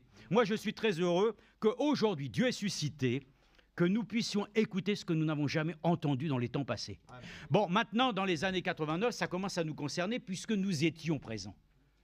Vous, encore les plus jeunes, vous n'y étiez pas encore. Mais je pourrais dire, bon, à partir de 85, le temps de ma conversion, bon, maintenant, frère Franck, nous allions à Krefeld, quoi, j'allais à Krefeld une fois de temps en temps. Nous n'avions que très peu, en fin de compte, de moyens d'écouter. C'est quand les années 92, 13, 14, 15, que ça a commencé un petit peu à se démocratiser, comme on dit, avec des vidéos, des choses. C'est qu'après, 2000, là, donc, il y a encore quelques années à pouvoir écouter. Amen. Et je me réjouis que quand j'écoute ceci, je considère que c'est Dieu qui nous parle. Amen. Frère Franck n'est plus là. Frère Branham n'est plus là. Bon, mais Dieu est toujours avec nous. Amen. Les hommes passent, mais Dieu demeure éternellement. La fleur fane, mais Dieu reste toujours le même. Hébreux 13:8, il est le même hier, aujourd'hui et éternellement. C'est ça qui est merveilleux. Dieu ne change pas, mais les hommes changent. Et puis je vais vous dire une chose, Dieu ne vieillit pas. Dieu ne peut pas vieillir. Il est l'Éternel. Il est Elohim. Oh, mais les hommes vieillissent. Alors on peut le chanter, et c'est vrai, hein. Nous ne vieillirons jamais, alléluia. Nous ne vieillirons jamais, alléluia. Et puis on le chante, mais c'est la vérité. Mais pour l'instant, en tant qu'homme, les gens changent. Il y a des évolutions, des pensées, mais Dieu ne change pas. Quelle grâce. Alors, je disais ça, Jean 14, verset 27, où il est écrit, « Alors, je vous laisse la paix. » Amen. Non, mais attendez, il ne faut pas le lire, « Je vous laisse la paix, comme ça. » Non, non, non, non. Je vous ai dit, il y a un langage de Dieu. C'est-à-dire, je vous la laisse, c'est-à-dire, prenez-le comme un don. C'est un don. Dieu nous a fait le don de la foi. Et puis d'abord, vous savez, on va le lire encore ensemble. Dieu est amour. Mais l'amour des hommes, vous avez vu ce que ça fait? Regardez comment les choses évoluent aujourd'hui. Des hommes, et Frère Madame le disait, quand ils étaient dans la chambre haute, ils étaient dans le même accord. Mais il disait, lui, surtout dans un même esprit, une même attente. Parce que les hommes signent des accords. Vous avez vu maintenant, les accords sont signés. C'est laborieux. Il faut d'abord consulter, il faut d'abord faire un appel à l'ONU pour planifier une réunion. Pendant ce temps-là, il peut se passer toutes sortes de choses. Il se passe des semaines. Puis comme ça, quand il s'est passé des semaines, on fait une réunion, le temps de décider de le voter, il s'est encore passé du temps. Généralement, à la fin, eh bien, le décret qui va être pris, bon, le problème déjà est des fois malheureusement résolu par lui-même. Donc, les hommes, frères et sœurs, font des choses sur lesquelles ainsi leur pensée, c'est de donner ainsi l'apparence qu'on s'occupe d'eux. Mais l'homme ne s'occupe pas de toi, parce que quand est arrivé cet événement tragique, ça m'a fait de la peine de voir des jeunes. C'est vrai, c'était à Crans-Montana. Là-bas, ce sont des classes sociales qui sont riches. Et tous ces jeunes qui étaient là, on voyait bien qu'ils disaient on était venus pour s'amuser. Ils ont perdu leur vie. Simplement parce que, voilà, ils ont été illusionnés par des choses sur lesquelles, malheureusement, beaucoup ainsi ont péri. Le monde est dans l'illusion complète. Alors, pour ce qui est ainsi des choses que Dieu donne, c'est pas comme le monde donne. Regardez, le monde te donne ainsi l'apparence que tu vas avoir de la joie, tu vas avoir du bonheur, à danser, à passer un moment pour la fin de l'année. Dieu ne donne pas comme ça. Et il dit lui-même, regardez ici, je dis ici, je vous laisse la paix, c'est un don. Là-bas, il faut payer pour entrer. Il faut tout faire. Et tu payes même pour ta mort. Hein? Mais le Seigneur dit, tu meurs avec moi, tu ressuscites avec moi. Il n'y a pas des frais de concession. Il n'y a pas besoin d'envisager ça. Non, non, non, non, non, non. Ces choses-là sont là. Je vous donne ma paix. Moi, je vous donne pas comme le monde donne. Alléluia. Frères et sœurs, recevons de la part de Dieu les choses que Dieu nous donne, pas comme le monde. Ce que vous allez recevoir du monde, frères et sœurs, peut être sujet à caution, à déception. Mais lorsque Dieu donne, il dit lui-même, je donne et je ne reprends pas. Mais le monde, c'est ça, il reprend. Mais il te donne son amour. Il te donne ainsi le salut par grâce. Il donne ainsi le don du Saint-Esprit. Il donne le don de la foi. Et Dieu ne peut pas se repenttre de ses dons ni de ses appels. Quel Dieu nous avons! Ça, c'est pas un homme, ça. Un homme, il va reprendre à lui. Il peut changer et tout. Il peut même ainsi changer ses dernières volontés. Là, il est sur le lit de l'hôpital. Amenez le notaire. Qu'est-ce qu'il y a? Amenez le notaire. Notaire, vous êtes là. Notez ce que je vous dis. Il change tout. Mais Dieu ne changera rien à son testament. Et il nous a fait devenir tous des héritiers avec Dieu. Regardez la différence. Avec Christ, nous sommes co-héritiers, les uns avec les autres. Mais tous ensemble, nous sommes héritiers avec Dieu. Il y a un héritage céleste que Dieu nous a dispensé, qu'il nous accorde de pouvoir encore utiliser à bon escient, sans retenue. Si ce n'est, comme le frère l'a dit tout à l'heure, ce n'est pas parce que nous sommes à Christ que nous faisons ce que nous voulons. Ce n'est pas que nous allons pouvoir dominer ainsi sur nous-mêmes. Et puis faire que ainsi nous voulions dominer quoi que ce soit. Les hommes essayent de dominer sur les autres. Regardez, Donald Trump essaye aussi de dominer. Ainsi, mais Dieu ne fait pas comme ça, parce qu'il dit ce n'est ni par la force ni par ma puissance, mais par mon esprit. Mais quel esprit? Dieu, je lis avec vous là parce que c'est dans 1 Jean Alors là, ce n'est pas dans Jean, mais dans 1 Jean. Lisons l'Écriture. Je vais essayer d'avancer pour donner 2-3 Écritures. Voilà, c'est surtout ça. Maintenant, laissons aussi 2-3 Écritures. Mais lisons alors. 1 Jean, chapitre 4. Alors, il est écrit, « Celui qui n'aime pas n'a pas connu Dieu. » 1 Jean, chapitre 4, c'est bon, 8 à 16. Bon, « Celui qui n'aime pas n'a pas connu Dieu, car Dieu est amour. » Amen. Alléluia. Est-ce que nous avons connu l'amour de Dieu? C'est quoi l'amour de Dieu? L'amour de Dieu consiste, frère Joseph, à suivre des fables habilement conçues. Ces commandements sont-ils difficiles? C'est dur. C'est toi qui les rends pénibles. Parce que comme le frère l'avait dit, le Seigneur a mis un joug. Alléluia. Son joug est aisé. Il faut le porter avec lui. Ces commandements ne sont pas pénibles. Pourtant, non, je vais vous dire ce qui est pénible. Ce qui est pénible, c'est de supporter l'esprit du monde. Ça, c'est pénible. Hein. Les contradicteurs et tout ça, il faut leur fermer la bouche et tout ça. Bon, Seigneur, viens-nous en aide. Viens-nous en aide.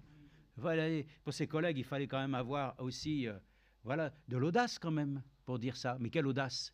L'audace que nous donnent les Écritures. Pas ce que nous pouvons les convaincre, mais de ce que la parole de Dieu peut les convaincre. C'est important de pouvoir ainsi le voir ainsi. Donc, voici comment l'amour de Dieu a été manifesté envers nous. Dieu a envoyé son Fils unique. Il n'y en a pas deux. Il n'y a pas de troisième Adam. Les gens confondent. Alors, il y a un seul Dieu, mais il y a un second Adam. Oh là là, c'est compliqué tout ça. Non, le premier Adam, c'était l'homme charnel, représentant ce que, malheureusement, cette création a été faite simplement très fragile. Et le Seigneur lui-même, dans le second Adam, est devenu, selon les principes même de la loi, l'héritier, c'est-à-dire le premier-né, dont lui-même ainsi est devenu le premier-né. Dans la nouvelle alliance, nous savons que lui-même nous a appelés à sa suite pour être aussi de ceux qui font partie de l'Église des premiers-nés. Donc, nous sommes donc ainsi cette Église, frères et sœurs, qui vit de l'engendrement et que l'Esprit de Dieu puisse encore nous accorder la grâce de dire que si Dieu est amour, que l'amour de Dieu demeure en nous.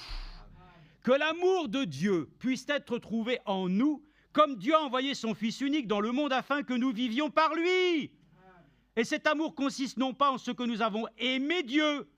Oh, frères et sœurs, nous n'avons jamais cherché Dieu. Beaucoup ont cherché Dieu à travers les religions, à travers toutes ces... Mes frères et sœurs, celui même qui veut venir au Seigneur dans son cœur, il ne l'a jamais cherché. Mais c'est Dieu qui l'a trouvé. Amen. Il a fait tout pour, à un moment donné, t'amener à un endroit précis. Il dit, maintenant, toi, c'est ton jour. Aujourd'hui, si vous entendez sa voix, n'endurcissez pas votre cœur. Moi, le jour où j'ai entendu ça, moi qui n'avais eu que jamais à entendre autre chose que simplement quelques versets, et encore plutôt quelques citations ainsi d'un curé, et les années étant passées, que quand j'ai entendu simplement quelques paroles, c'était comme soudainement, ainsi, un feu divin qui venait ainsi embraser l'entendement. Comment c'est possible? Ça, c'est Dieu. Amen. Un maître de conférence va venir. Oh, et alors là, les personnes sur un sujet vont à un moment donné à être amenées à comprendre les choses par leur intelligence. Mais nous, Dieu, c'est le Dieu de la révélation. Amen. Personne ne peut nous enseigner pour que nous puissions connaître le Seigneur. Ah bon, d'accord. Voilà, si ça ne va pas d'abord, et si tu ne crois pas, ainsi, comme tu dois croire, on va s'occuper de ton cas. Si vous lisez ainsi même là, on ne va pas le lire, la Bible, le livre le plus lu au monde. Frère Franck mentionne le nombre de morts, c'est-à-dire de croyants qui ont été persécutés durant tous les siècles. Ça vous fait peur. Humainement parlant, ça vous fait peur. Ne regardons pas trop notre petite vie, n'est-ce pas? Confortable que nous avons. Nous avons tout ce qu'il faut. Nous avons les moyens de pouvoir écouter la parole de Dieu confortablement. Je regardais ça à la maison, il dit, je me mets dans la cuisine maintenant. Je me mets sur une chaise, parce que quand je suis dans le fauteuil ou même dans le tout ça, il y a des fois, ça a tendance à... Et des fois, je regarde Monique, j'ai dit, Monique, il ne faut pas dormir. Oh. Mais elle peut me le dire à moi aussi. Hein. Hier soir, c'était un peu long. Hein. Vous pourriez dire que, il ne faut pas sombrer. Hein. Le Seigneur a dit, oui, n'écoutons pas. Il faut que Dieu nous aide à pouvoir rester captifs de sa parole. Et je me suis dit à un moment donné, quand c'est l'Esprit qui vous attire à ça, vous n'avez même pas de difficulté. Vous tenez le cap. Parce que lui, vous tient. Que Dieu nous aide. Il n'y a que Dieu qui peut faire ça. Sinon, vous écoutez un autre homme, à un moment donné, vous vous fatiguez, c'est normal. Vous allez vous fatiguer. Mais on ne peut pas se fatiguer de Dieu. Donc, simplement, Dieu a envoyé son Fils. Je passe. Dieu est amour. Ça, c'est la première Jean. Et Jean 4, 23. Dieu est amour. Jean 4, 23. Je lis avec vous. Vous êtes d'accord que Dieu est vraiment amour? Amen. Moi, il y avait un collègue, il disait toujours comme ça. Moi, vous pouvez tout... Dans les formations. Moi, je n'ai jamais fait comme lui après. Hein. Et il disait, voilà, on est tout ensemble pendant 2-3 jours. Hein. Bah, écoutez, moi, je suis tout amour, qu'il disait. Je suis tout amour, vous pouvez me dire tout ce que vous voulez, ça reste en moi, je suis tout amour, moi. Bon, je ne sais pas ce qu'il voulait dire exactement par cela. En fin de compte, il dit, toutes les pensées sont bien. Non, mais dans l'amour de Dieu, ça n'ouvre pas la porte, excusez-moi, à pouvoir ainsi donner le royaume des cieux aux pécheurs et à tout ce qui est lié, c'est-à-dire à tous les discoureurs et tous les dérèglements que nous connaissons aujourd'hui. Parce que bientôt on nous dira, ne dites pas ces choses-là. Vous n'avez pas le droit de dire ça. Mais nous aimons tout le monde. Dieu a tant aimé le monde. Nous aimons les pécheurs, mais afin qu'ils ne restent pas dans leur péché. Nous ne pouvons pas prôner le mariage pour tous. Nous prenons ainsi les choses que Dieu lui-même a instaurées, qui est une bénédiction. Les gens n'en veulent pas. Bon, mais ok. Ça, c'est le choix de chacun. Mais le choix de Dieu est divin. Et le choix de Dieu est de nous montrer que, justement, les gens ne peuvent pas capter cette vérité autrement que comme il est écrit ici. Vous adorez ce que vous ne connaissez pas, nous adorons ce que nous connaissons, car le salut vient des Juifs, mais l'heure vient, et c'est maintenant, où les vrais adorateurs adoreront le Père en esprit et en vérité, car ce sont de tels adorateurs que le Père recherche. Dieu est esprit. Il faut que ceux qui l'adorent en esprit et en vérité. Amen. C'est pour ça que les gens disent, Dieu, il le voit comme une personne. Et voilà que l'Église catholique font ainsi 3 dieux. Un grand-père, un père et un fils. Alors le Saint-Esprit, c'est quand même compliqué à représenter. Hein. Bon, Dieu, comme un grand-père, ça c'est, voilà, aspect humain. Le fils, on peut encore. Saint-Esprit, c'est embêtant. Alors, bon, on a fait une personne aussi, frère et sœurs. Dieu est un, indivisible. Il est esprit. Sa nature, il est amour. Et il s'est révélé comme un homme en Jésus-Christ. Mais cet homme lui-même de douleur est venu pour expier nos péchés. Ensuite, Dieu lui-même est revenu sous une forme par laquelle nous nous réjouissons de le dire. Remplis-nous de ton esprit. De cet esprit qui fait que notre vie est tout à fait différente, notre manière de vivre est différente. Voilà, donc ce n'est plus la question d'adorer Dieu comme un homme, mais de l'adorer en esprit et en vérité, comme de véritables adorateurs pour le reconnaître, que Dieu lui-même ne peut pas s'expliquer. Et Frère Barillier le dit ici, avant Dieu lui-même, il n'avait ni corps ni chair. Alors, aimons Dieu de tout notre cœur. Et simplement, je vais vous dire, là ici, bon, Job 33, on lit juste. Job 33, il est écrit dans cette écriture, vous savez que là, dans Job, quand on le lit, il faut comprendre à un moment donné où sont on va dire, les interlocuteurs. À un moment donné, il y a Job qui parle, après il y a Élihu, il y a l'autre, hein, je ne sais plus son nom, bon, bref, ils sont en train de se... Voilà. Mais ils disent des vérités tous. Ils donnent tous des vérités, il n'y a pas de problème. Mais simplement, comme il est écrit ici dans cette parole, là, il y en a un qui répond à Job, il lui dit, mais toi, tu as un problème. Bon, ben ça, ma foi, qui n'a pas de problème? Mais Dieu est la solution. Ah ben oui, c'est ça. Il faut toujours le dire, Dieu est la solution. Dans Job 33, il dit simplement cette chose. Dans Job 33, voilà, c'est là aussi où il est écrit, verset 14, vous savez que Dieu parle tantôt d'une manière, tantôt d'une autre. Dans d'autres versions, il est dit, parle une fois, 2 fois, il peut se taire. Oh non, parle Seigneur, parle. Oh oui, mais que ton serviteur écoute. Alors il est dit, c'est le verset 8 alors, donc, mais tu as dit à mes oreilles et j'ai entendu le son de tes propos. Je suis sans reproche, hein, sans péché, je suis net, il n'y a pas de faute en moi. Et Dieu trouve contre moi de l'hostilité. Il me considère comme son ennemi, il met mes pieds dans les entraves, il surveille tous mes mouvements. Je te répondrai qu'en cela, tu n'as pas raison. Alors, il y en a qui diront, t'as tort, mais lui, il n'a pas raison. Bon, car Dieu est plus grand qu'un homme. Amen. Alléluia. Amen. Oh, enfin, sans aller plus loin que ça, Dieu est plus grand qu'un homme. Même l'Écriture le dit. Ne regarde pas les grands, ne regarde pas même. Oui, même, frère Franck était là. Oui, les gens le regardaient comme un Dieu aussi, parfois. Hein. Oui, mais ça, c'est humain. Oui, c'est ça. Oui, il l'a dit. Bon, alors encore en plus, voyez-vous. Donc, il faut arrêter. Oui, tu l'as dit l'autre jour, même qu'il le prenait pour... Et il y en a encore aujourd'hui qui continuent. Non, frères et sœurs, nos yeux se portent, comme nous l'avons dit, vers Jésus. Donc, il est dit... Il est plus qu'un homme, hein, parce qu'il n'est pas un homme. Mais le seul que nous devons reconnaître, c'est celui qui a été sur cette terre, le Seigneur Jésus-Christ. Alors, avec lui, portons nos regards sur lui, c'est merveilleux. Alors, regardez, Nombre 23, Nombre 23, simplement, nous louons le Seigneur, nous l'adorons, nous le plaçons dessus de tout. Voilà, notre Dieu, en Jésus-Christ, c'est tout pour nous. Il n'y a pas besoin d'autre chose, quoi. Et après, nous nous soumettons simplement, comme le frère l'a dit, à ses choix. Et les choix, alors là, c'est ça qui est compliqué. Dieu doit nous apprendre l'obéissance. Dieu doit nous apprendre ainsi tout le processus qui doit nous amener réellement à nous soumettre les uns les autres. Ouais, mais ça, c'est sa grâce. Et nous croyons que Dieu est capable de le faire. Oh oui, le Seigneur, notre Dieu, est notre Dieu unique et parfait. Donc, Nombre 23, verset 19, il est dit, regardez, Dieu n'est pas un homme pour mentir, ni fils d'Adam pour avoir du regret. Oh là là, Adam a eu du regret. Hein. Dieu n'est pas comme ça. Hein. Il n'a pas les sentiments que nous vivons, frères et sœurs. Nous réagissons avec nos sens naturels. Mais Dieu n'est pas un homme pour réagir avec 5 sens. C'est pour ça que nous avons besoin d'être possédés d'un 6e sens. Que frère Branham a prêché. Alléluia. Sinon, nous sommes cuits. Et Dieu nous a accordé dans notre vie de laisser imposer ce 6e sens. Frère Branham l'a dit, voyez-vous, nous vivons toujours aussi dans la 4e dimension, que nous ne nous rendons pas compte.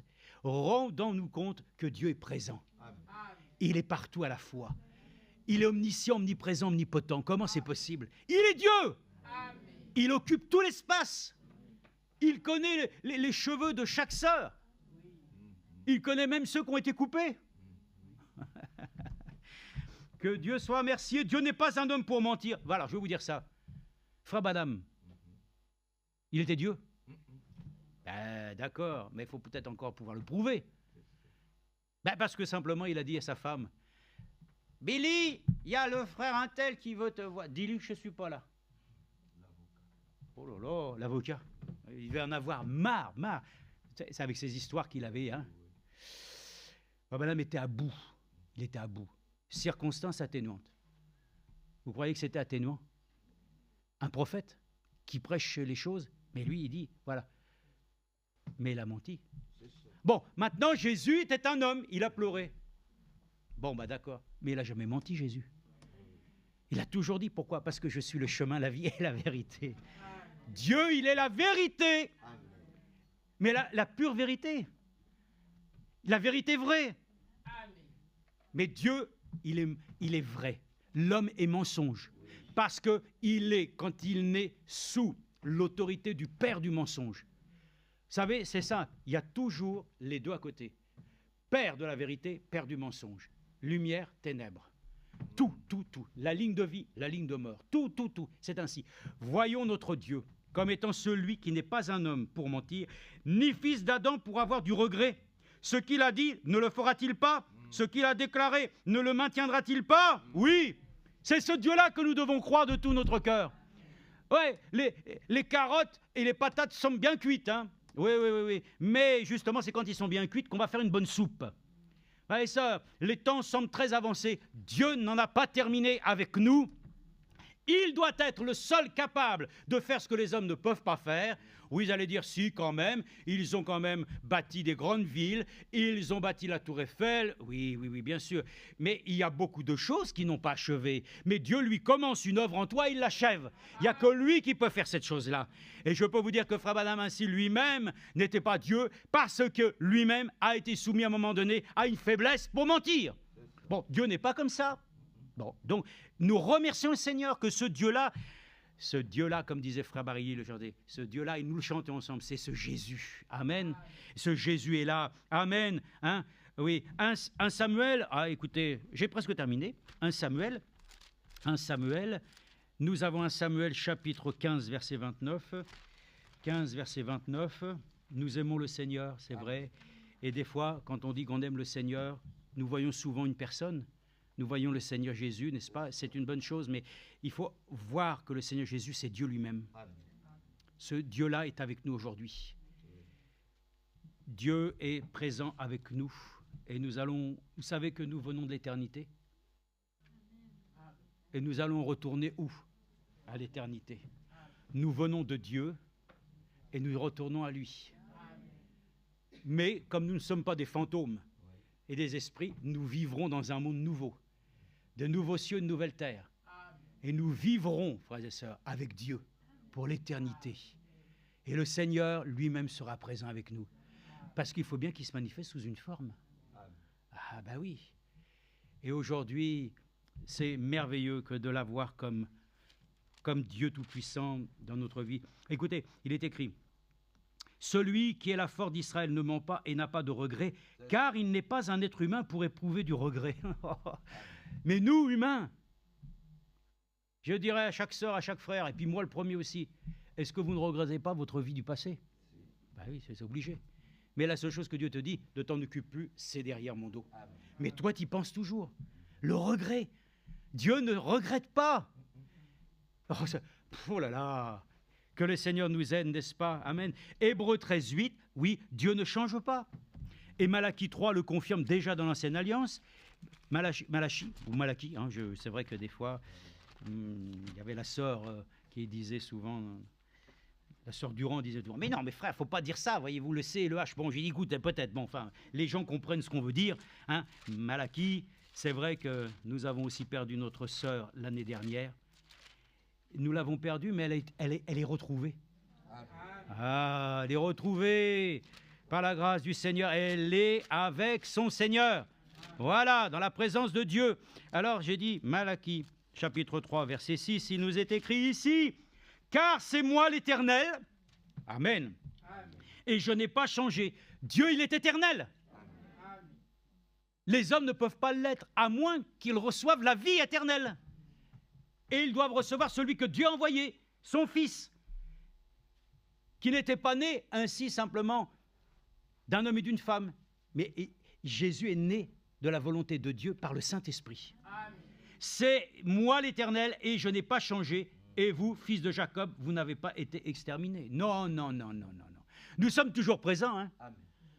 Dieu nous a fait une promesse qu'il nous garderait ainsi dans ses mains précieusement pour nous accorder la grâce de pouvoir parvenir à toutes choses. J'ai marqué ici, vous savez, quand les hommes, même des fois, ont commencé une chose, ils n'ont pas pu l'achever.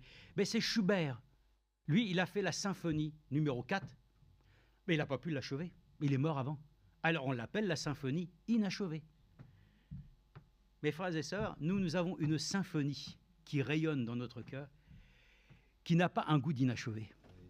Nous savons simplement que la partition est en train de se dérouler. Nous allons bientôt avoir l'apothéose. Oh, quand vous allez voir ainsi qu'ils vont chanter le cantique de Moïse, et puis qu'on chantera aussi le cantique de l'agneau. Oh là là! Frères et sœurs, aujourd'hui, ça pourrait sembler qu'il y a un goût d'inachevé. Bon, frères et sœurs, dites-vous bien que l'Écriture dit, Jésus, il a tout accompli. Amen. Tout est accompli! La seule chose que nous avons à faire, c'est que nous soyons manifestés dans sa nature. Et ça, c'est le temps que Dieu a établi à travers les 7 âges de l'Église. Et en ouvrant même en son temps, selon la promesse qui avait été faite, de nous ouvrir le livre scellé de cette sceau. Je vous en prie, pour les plus jeunes, dans la foi, prenez ainsi à cœur de lire les 7 âges de l'Église et les 7 sceaux. Même Frère Franck l'a dit, tout est contenu là-dedans pour que nous puissions trouver la substance qui doit nous maintenir dans la foi du Fils de Dieu. En dehors, frères et sœurs, tout ce qui a été enseigné, il faut le virer. Enfin, vous allez dire, c'est un peu... Non, c'est peut-être un peu cru, mais je vais vous dire, nous avons reçu. Hein, comme on dit, simplement, on a eu la crème. Mais nous, on a plus que la crème. Hein. On a tout, le beurre et tout ça, on a tout. Et nous pouvons le dire, frères et sœurs, Dieu lui-même s'est révélé dans notre temps par sa parole. Et il nous a donné à cœur de pouvoir ainsi nous laisser amener à cela. Donc, n'ayons pas de goût d'inachevé. Le Seigneur est en train d'achever ce qu'il a commencé. Les hommes ne peuvent pas forcément terminer tout ce qu'ils doivent être. Voilà, certains se satisfont. Je crois qu'il y avait Yves Montand avait dit ainsi avant de pouvoir partir de ce monde, il avait dit moi, de toute façon, je suis rassasié de la vie, rassasié de la vie, de cette vie terrestre. Nous en sommes, nous, plutôt dégoûtés. Voilà. Et nous pouvons le dire, tout ce qui doit arriver, c'est le meilleur. Donc nous nous attendons fermement aux promesses de Dieu et nous sommes vraiment convaincus qu'il n'en terminera pas. Je finis avec ça simplement pour vous dire que oui, les choses ont été dites dans Éphésiens 4, il a établi les uns comme. Et dans Marc chapitre 1 verset 10, il est dit que Jean-Baptiste lui-même a vu soudainement l'Esprit de Dieu descendre comme une colombe. Donc le Saint-Esprit n'est pas une colombe. Non, le Saint-Esprit non plus n'est pas une personne.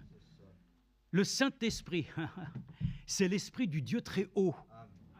Voilà pourquoi n'essayez pas d'expliquer Dieu, de lui donner une forme, ce n'est pas possible. Il est esprit. Mais sachez que cet esprit est amour. Et l'amour de Dieu s'est manifesté de telle manière que Jésus a pu dire, je mets le comble à mon amour. Si vous trouvez quelque chose de plus grand, allez-y. Il y a des gens qui diront, oh mais moi j'ai donné ma vie pour... Oui, on a vu ça. On a vu ça.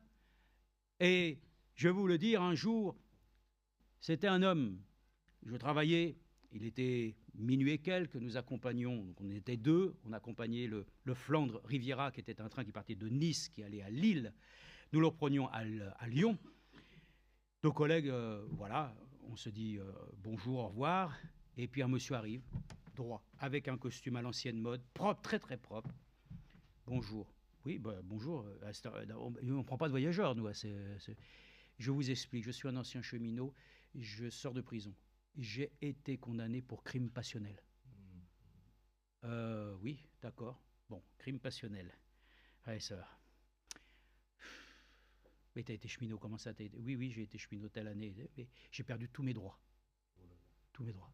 Je n'ai plus rien. Je dois retourner dans ma famille dans le Nord. Monte. On s'est assis avec lui, il nous a raconté sa vie. Bon, on peut dire que c'était peut-être vrai, moi je pense que c'était vrai. Et pour vous dire ainsi qu'un homme, des fois, peut lui-même arriver à cet extrême de ne plus rien avoir. Et il pourrait même ainsi donner sa vie pour quelqu'un. Ou même ainsi tuer quelqu'un parce qu'il l'aime tellement. Nous n'avons pas besoin, frères et sœurs, de tuer personne. Nous n'avons pas besoin d'aimer plus que le Seigneur. Il a déjà aimé de la bonne manière, frères et sœurs. Donc, même ce crime passionnel était dans un domaine, oui, très élevé dans le sentiment.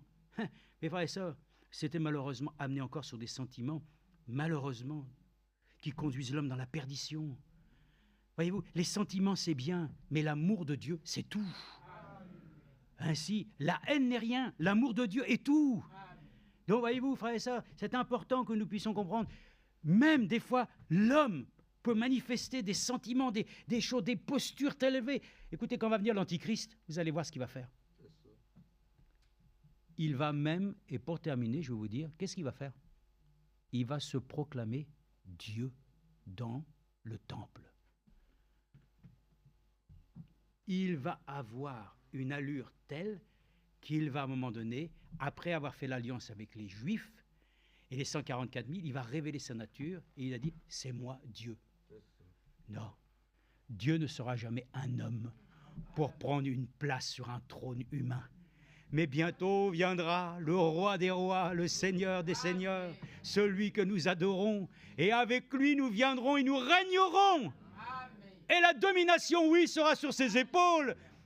Mes frères et sœurs, ce sera l'amour qui sera présent, afin que les hommes, dans la paix que Dieu donne, ça c'est merveilleux, nous pourrons aussi être avec lui et à régner. Donc nous pouvons le dire, oui, notre Seigneur Jésus-Christ, il était Dieu.